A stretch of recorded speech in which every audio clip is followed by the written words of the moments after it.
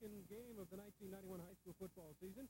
The second time we've seen the Shelby Whippets, and tonight they're at home after their loss to Madison at Madison last Friday evening. Tonight it's Lexington versus the Whippets. Shelby a loser by a score of 33-14, and Lexington defeated Ontario in game number 1 by a score of 28-6.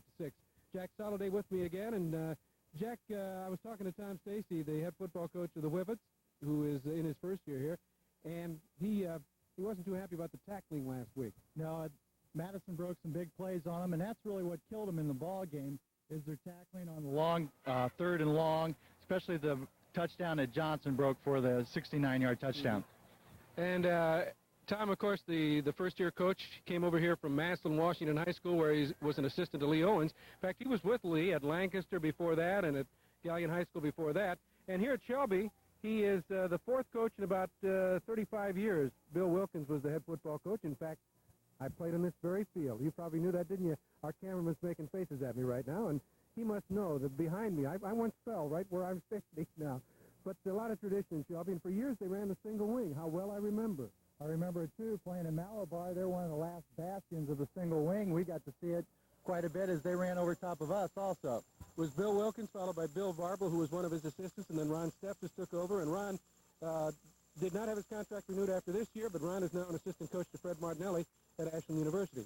Now let's get on to Lexington, because they come off a victory in a game in which a lot of the so-called experts said they probably wouldn't win. Ontario, some of the writers said would defeat them, but as Butch told me, they got no respect last week, and this week everybody's picking to beat Shelby. Right. Shelby comes in. They're deciding what team is going to show up for Shelby tonight. The one that played the first half and was down 21-0, or one that played Madison evenly on the second half. And Lexington comes in with this big, strong offensive line, plays an unbalanced line.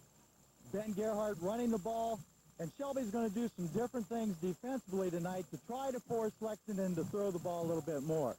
Ben Gerhardt, as Jack said, the main man is offensively in the first week. Ben, the brother, I think it was Taylor Gerhardt at Malabar High School, a fine football player for the Falcons, and Ben cut in the same mold. So all in all, it should be probably not a wide-open game, I don't think, although I kind of look for it. Tom Stacy didn't tell me this, but I kind of think we'll see more passing out of Shelby. I think Shelby will open it up a little bit more. Of course, it'll depend on their field position and what Lexington gives them defensively. Absolutely beautiful night for football here at Skiles Field, and we'll be back with the starting lineups right after these words. Jim Davis at the Marquez Schneider Funeral Home in Gallion is proud to be a supporter of Gallion events like festivals, fairs, and Gallion High School sporting events and activities that help keep our community thriving. These events add much to the high quality of life we enjoy here in North Central Ohio, and it is to this quality of life that the Marquez Schneider Funeral Home is committed. This message of pride in our community from Jim Davis at the Marquez Schneider Funeral Home of Gallion. First National Bank of Shelby, your hometown friend, wants you to know they care. I feel the reason people consider us their hometown friend is because we truly care about our community. A perfect example is our participation in Shelby Hospital Emergency Campaign, where the bank donated $75,000 and their employees donated an additional $13,000.